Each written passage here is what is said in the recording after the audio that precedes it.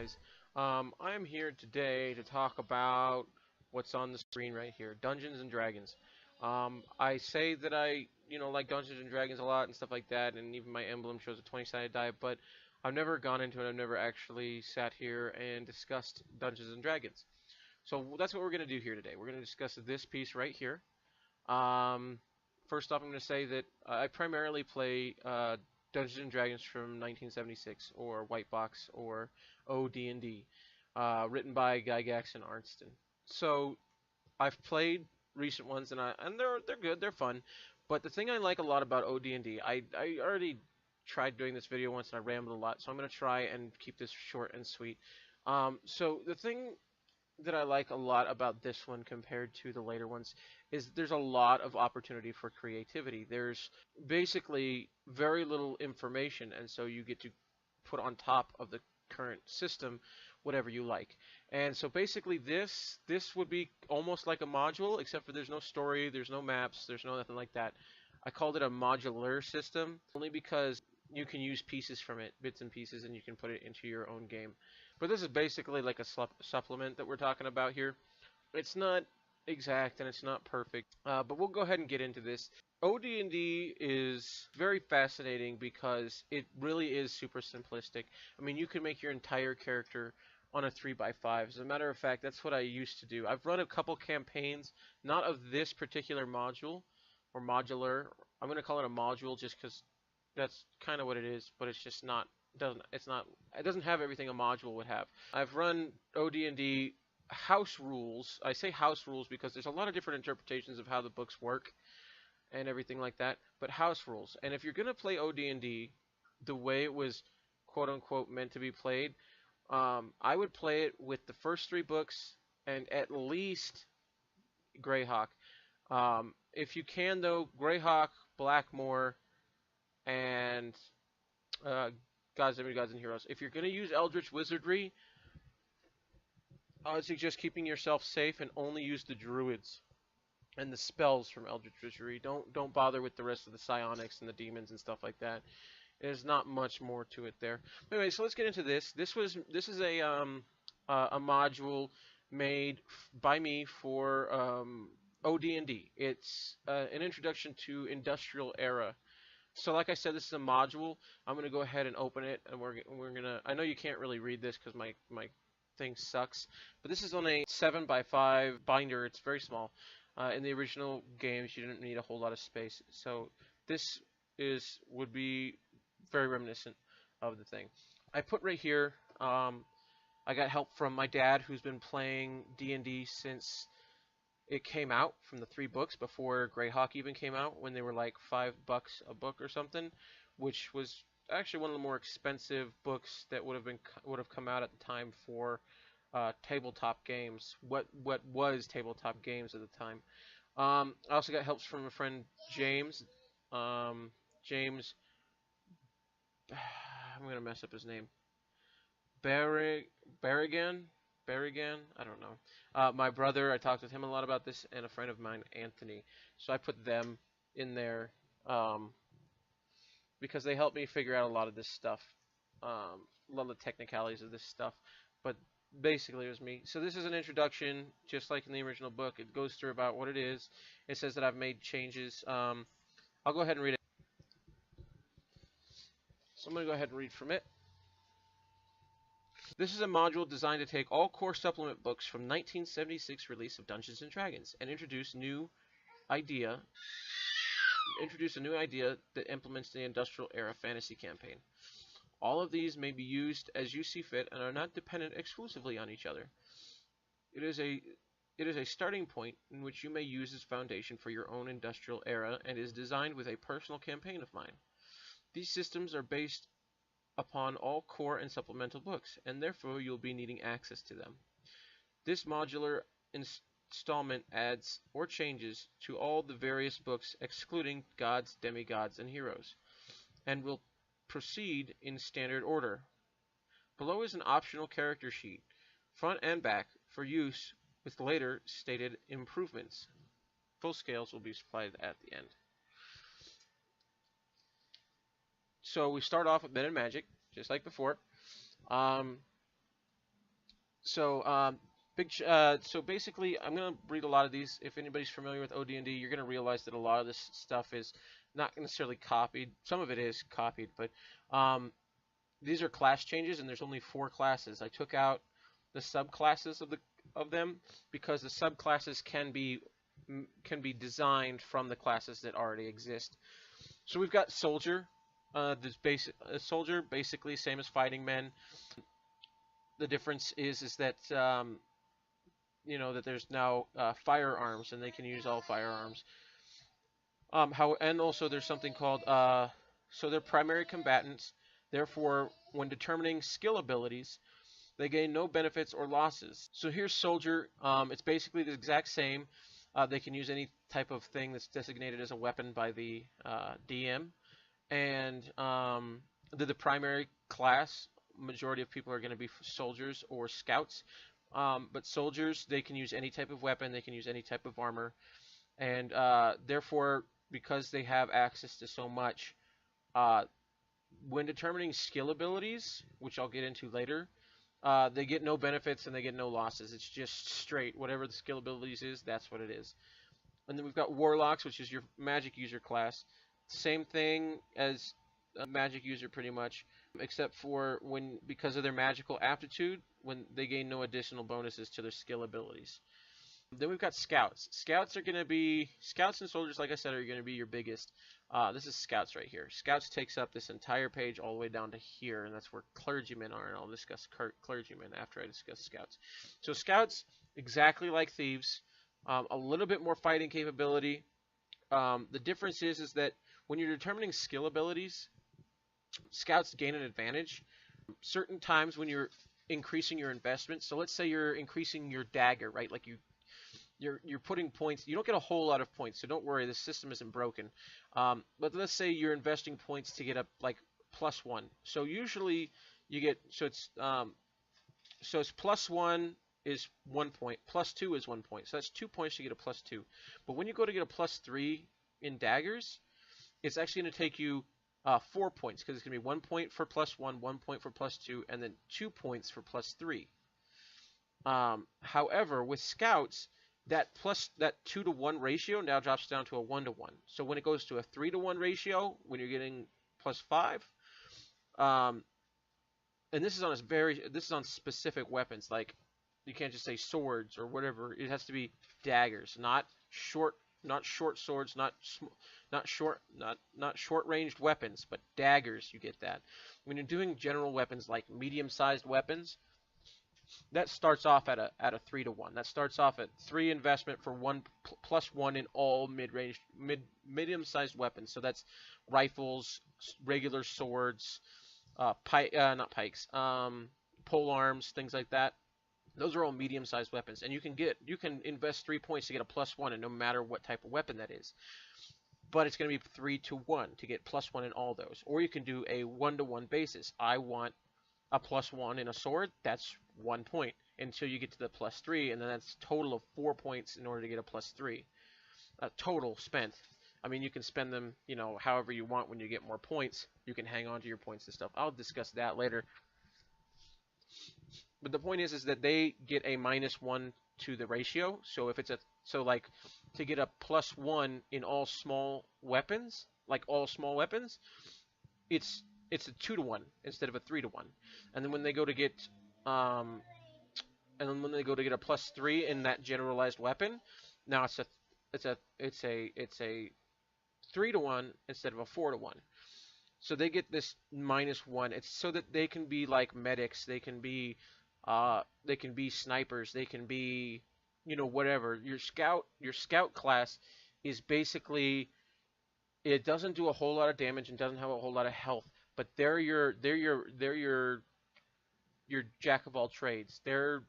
You can build a scout to be exclusively a healer, and the reason why I'm talking about healing is because clergymen, I only added them because a person really wanted to be a cleric, and so I created clergymen. The clergy is supposed to be an undesirable, it's supposed to be an enemy of the state, but not really. It's supposed to be a place of corruption. Imagine like the Catholic Church during, like the Dark Ages and stuff, where you just have this whole lot of this seedy, sort of manipulative kind of people within it. But anyway, so that's the bonuses that the scout gets. The clergy, I'll read it. It's the clergyman is very different from soldiers, warlocks, and scouts, and only in regards to the fact that soldiers are like fighting men, warlocks are like magic users, scouts are like thieves. Clergymen are not necessarily like clerics. Um, it's the equivalent class, but it's not the same. So I'm going to go ahead and actually read the clergymen. Clergymen are treated as warlocks and quote-unquote clerics combined, but are assigned to a denomination. Meaning, if you choose to be a clergyman, you don't get to choose who you believe in, because that's just, you're born into it. Clergymen at fourth level must decide between leveling at 1/4 the rate. So basically, your levels take 4 times as many experience points to get to the next level. You can either choose between that or taking a vice and alignment change of the DM's choice. The reason for this is it's supposed to. The clergy is corrupt. No matter what denomination you are, the clergy is corrupt, and therefore, at third and fourth level, in order to get to fifth level, you either need to be part of the corruption, basically allow yourself to work within that system. You have to say, okay, well, I'm just part of this in order to get a higher level, or you can be altruistic and you can be honest, but because of that, you're restricted because you're not working within the means of the religion. And it's not like I said, clergymen aren't really supposed to be played, but you can. Clergy may not use armor or quote-unquote deadly weapons, sharps, blades, or firearms. They are given twice the AC bonuses at every 5th level, and then I said to be explained, and twice the skill abilities, but weaponry investments is at twice the cost. So what I mean by that is that, remember we were talking about, so let's say he wants to use medium-sized weapons and he wants to use a mace specifically. If he wants to use a mace, that's usually a 1-to-1 to get +1, but now it's a 2-to-1, so you need to put 2 points to get a +1. So that they're almost exclusively support. There is no fighting for them. I mean, you can, but you really got to do that. You get twice the ability points, so you can invest it in like book learning and stuff like that, because skill abilities are like skills, except for they're like, imagine skills and feats overlapped. That's what they are. So he gets twice as many, except for when it comes to the weapons. So he might get, instead of let's say a soldier, he got 2 points for skill abilities. The clergyman would get 4, but now his weapons all cost 2. So it's basically the same as a fighter trying to invest in a weapon is the same as them. They just don't get those bonus points when it comes to weaponry. And then I have races here. I don't think anything's different here except for my update of the alteration of the races to fit level caps and stuff. I increased the general level cap to 20. So instead of when all the level caps would be like 10 and you could only get to be a 9 as a level 9 elf fighter. Well, I changed that to where it's like 20, so now elf fighters can get up to like level 18 and stuff. I basically just doubled it, but not in all cases, in most cases. Alright, so this is the determination of abilities. I added some better move stuff because it was a little bit weird, and then I also added speech and trade. These are your base bonuses because you got like a speechcraft ability and stuff. These are in here. It's totally, just not a big deal. Again, here's the continuation for intelligence, spells, and all that stuff. Wisdom. Wisdom affects. So in this, wisdom is the thing that primarily affects your ability with firearms. So you're getting so when you have a high wisdom because you're wise, it's like applied knowledge. You know what I mean? It's not so much intelligence like book learning. You can know all the things about a gun doesn't mean you're able to fire one. So and then it also allows you to decide for the right decision. I made it just like it gives you a bonus or a minus to your decision making. So if you want to just roll to see if you can decide what's the right thing, like the best choice, you can do that now. And also ethics, so you can determine if something is, you should be doing it or not. In general, like you would know in this situation you shouldn't do this because it'll offend somebody. And then here's skill abilities. Right here's skill abilities. I'm going to go ahead and read it. There are a total of 12 skill categories in which to invest your ability points. Ability points are determined by taking an ability or stat, minus 10 from it, and dividing by 2. The lowest possible score is 0. So like in 3-5 with that. So in this case, if you have a strength of 16, you minus 10, which gives you 6, and then you divide by 2, that gives you 3 ability points. There are 2 classifications of skills. There's weapons and ability skills, or just skills. Weapon skills and ability skills. Weapon skills are your proficiency with a specific weapon or a classification of weapon. Specific investment versus general investment, like I was talking about before. And ability skills are how good you are in a general or specific talent. There are 6 of each. When you spend these points to a skill, it is a 1-to-1 basis when choosing specific. But when investing in general classifications, it's a 3-to-1. So then I give some examples. So like athletics is running, swimming, and stuff like that, right? And then weapons, the small version is daggers, slings, and the pea shot, and so on and so forth. So if you think about it, a general investment to athletics will improve all of those. Will improve running and your swimming and all that kind of stuff.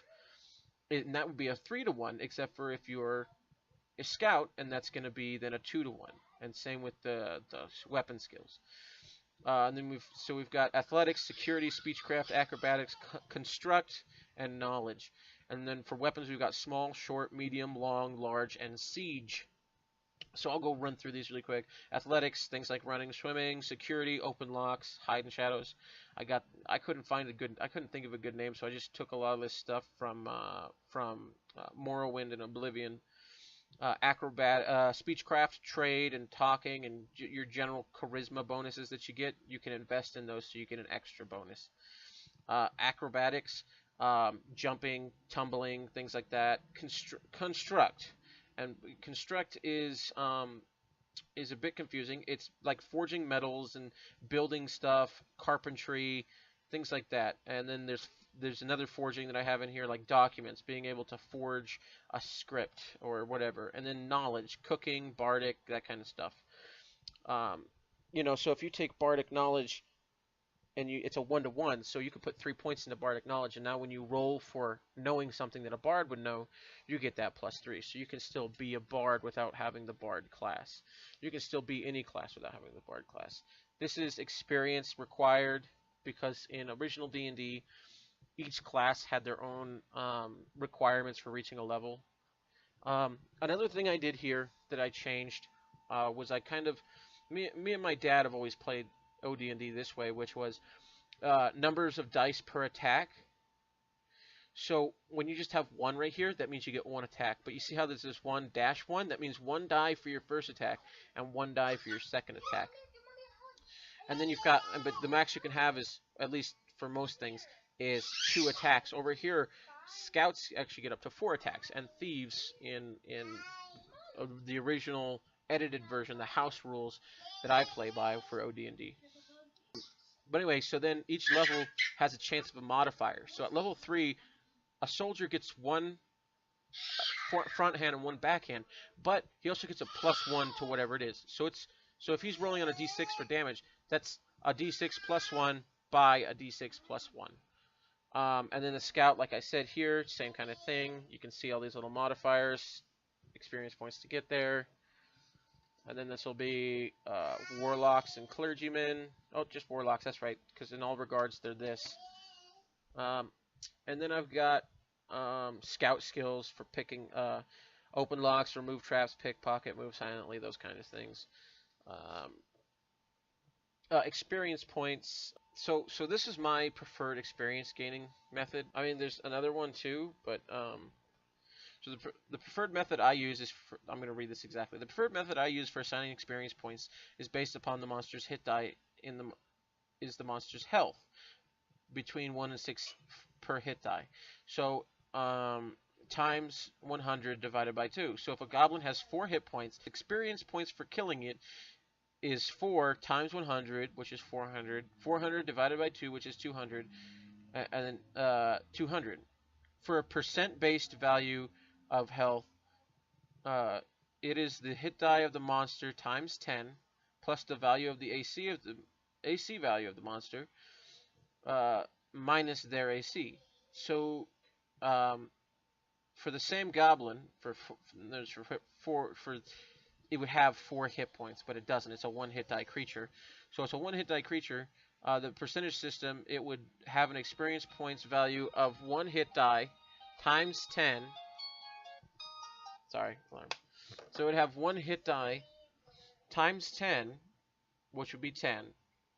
The AC value, or the value of AC, 7, right, sorry, minus their AC, which is 6, which equals 11. The reason for this, for the significant difference in value between the systems, is that all monsters and players effectively only have 100 hit points, and they do a minimum of 5 hit points, meaning that a max damage in the percent system on a two-handed sword is 50% of the player or monster's health, regardless of the monster's hit die. So, oh, that's right, I hadn't actually explained monster's health. I don't think it's back here.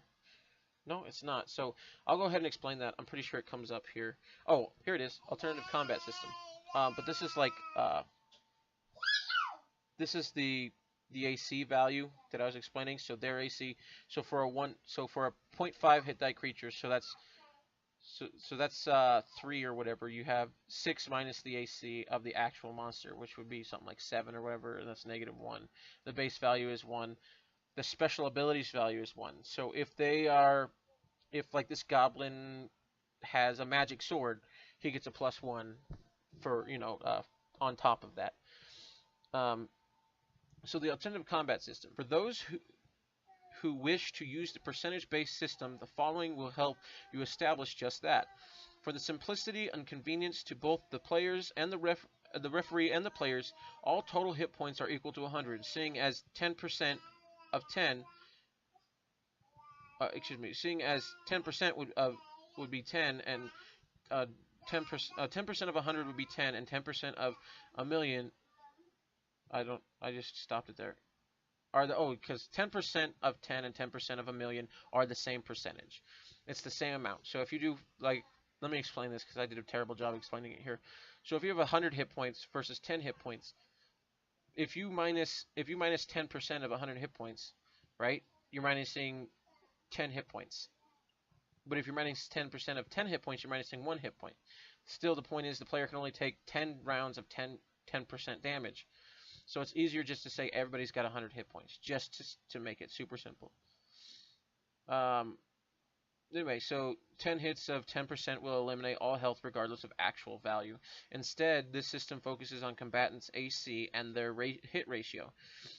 This system is an alteration of the hit location from Blackmore, Book 5, Supplement 2, starting on page 7. Instead of using AC hit system followed by a percentage roll for location, it's simplified onto a simple D20 roll.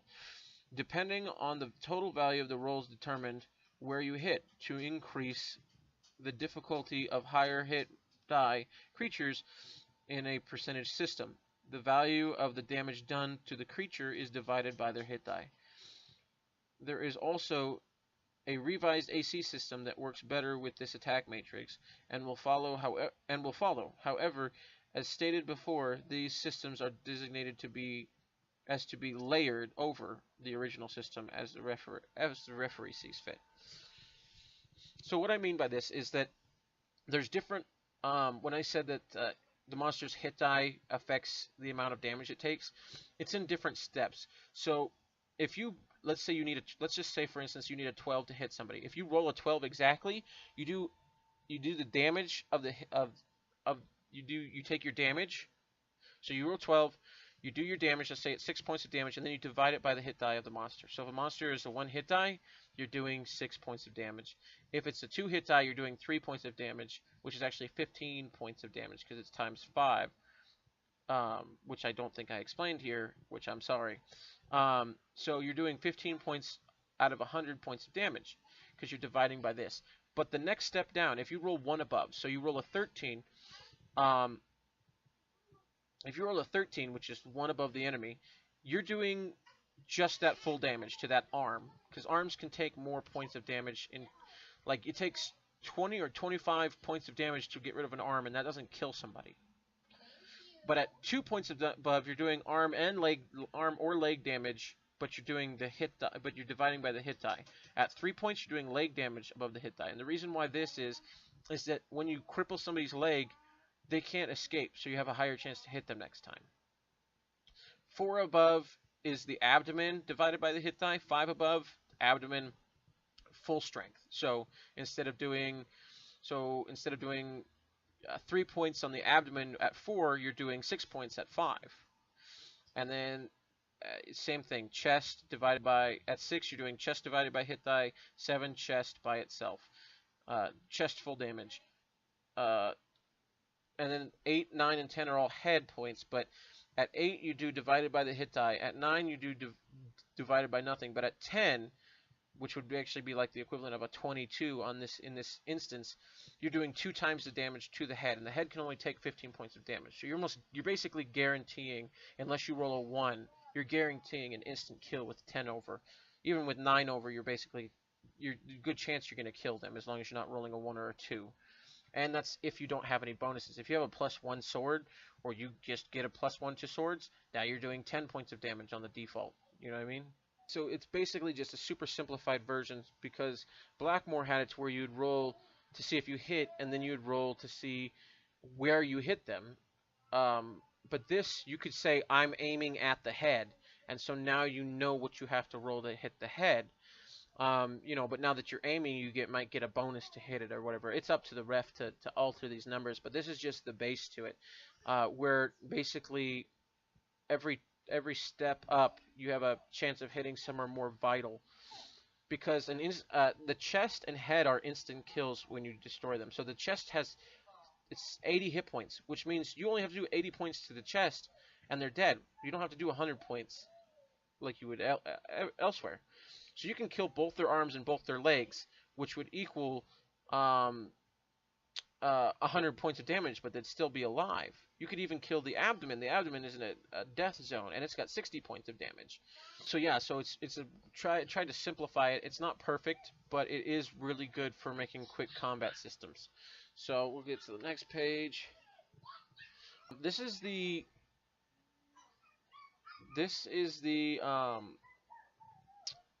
standard. I think this is the standard. It's just updated to where it shows you the standard AC tables. It might not be, but see, before it stopped at like 2, but now I've increased it all the way down to -9, so you know what, like, for a character at first level to hit a -9, they need a 28. So unless they have a +5 sword and a +3 and an 18 strength, they are not hitting that -9, and it shows the entire thing, so it's just streamlined, so you're not confused or lost or whatever. Let's see, hit point allocation. All things that have health have 100 hit points, as previously stated. However, each individual part of an object has its own set of hit points, and because of this, the sum of all of its parts is greater than the whole. At the end of the combat system, there will be multi-purpose figures keeping track of those numbers. Multi-purpose figures for keeping track of those numbers. I didn't write that. Converting weapon damage to percentage. This step is fairly easy. This is what I was talking about earlier. This part is fairly easy. All that is required is that you use an existing weapon, the existing weapon damage system. Weapons do 5 times that damage as percentage. A dagger does 1d4 for damage, and now it does between 5 and 20% damage. And then I've got the firearm matrix, so like a crude P shot does 8 damage, which if you're keeping up, that's 40% health. If you know, it's only got a range of 15 feet though, and it only holds 2 shots before you have to reload, and it takes a full round to reload. So again, there's the rest of this. It's not super important. It's just details. And this is the body parts I was talking about. So here's I was talking about humanoids. They can take 15 points of 15%. I'm going to say points, but this is all in percentages. 15 points to the head, 80 points to the chest, 60 points to the abdomen, 20 points to the arms, 25 points to the legs, and 20 points to the tail, and 10 points to the wings if they have those. And then it says in here, it says mortal wounds, destruction of head or chest areas will cause instant death. Non-cumulative damage. When the total number of points in the cumulative areas reach 100%, the creature will expire. Decapitation of limbs will cause 1 damage point per lost limb if left untreated. And then it says areas of limbs. This is slightly edited, but this is all in Blackmore basically. And then I created these little simplistic figures. So this is a humanoid. You got the head, and then you've got wing potential, tail potential, legs, abdomen, chest, arm. And this is the avian. The avian, 20 points to the head will kill it. 80 points to the body will kill it. 30 points to each wing. 20 points to each leg, and 20 points to the tail. But only the body and head will kill it. Crippling a wing will cripple it from its flying abilities. Like I said, a lot of this is in the other thing. Reptile is same as a humanoid, except for the damage is different. Reptiles, its head is 25, chest is 80, abdomen 60, legs 4 or more is 30%, and tail is 30%. It's just basically uses the same figure as that. And then the insectoids, 20 points to the head, 60 points to the thorax. Abdomen is 50 points, and then each leg is 15 points each. But they can, up until they have, I think, 3 legs, or all legs missing on one side, they can still move.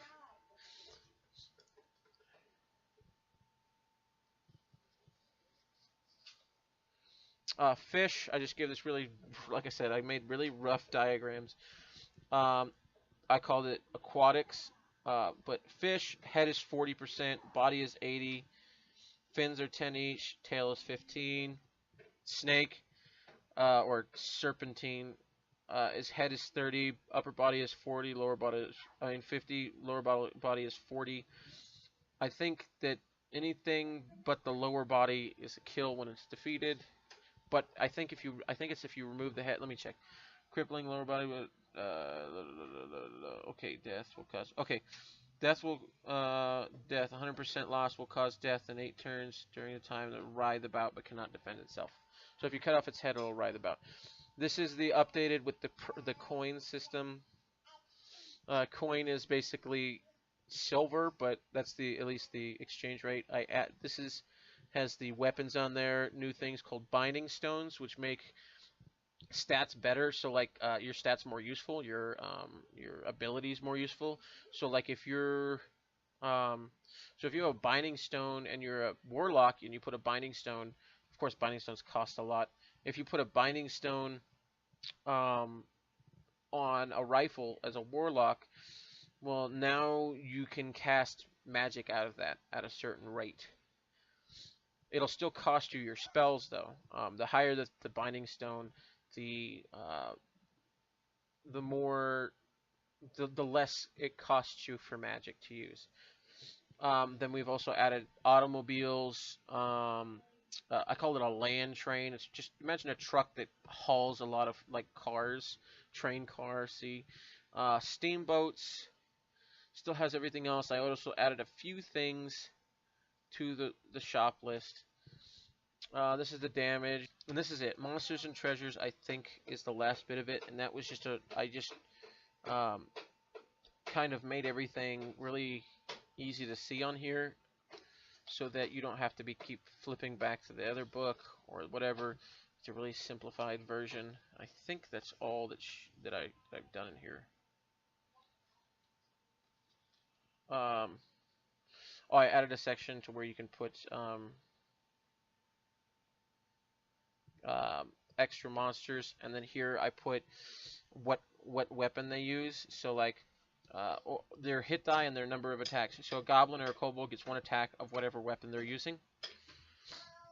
And then you've got like this is also in this is in Greyhawk. And then you've got like something like ghouls. They get 2 claws and a bite. The 2 claws are a D4 -1, and the bite is just a D4. So, and then I think that's it, except for the example. Yeah, just the example here of the I'm drawing a blank here. The example here of the character sheets. As you can see, I mean, this is a bit small, but it would just be as big as this page. But there's not a whole lot here, front and back of it, and that's it. That's all there is to it. So thank you for sitting here and looking at this little module I made. Again, it's not actually a module, but I'm gonna actually run this soon. I'm gonna run this specific one, and I'll let you guys know how it goes.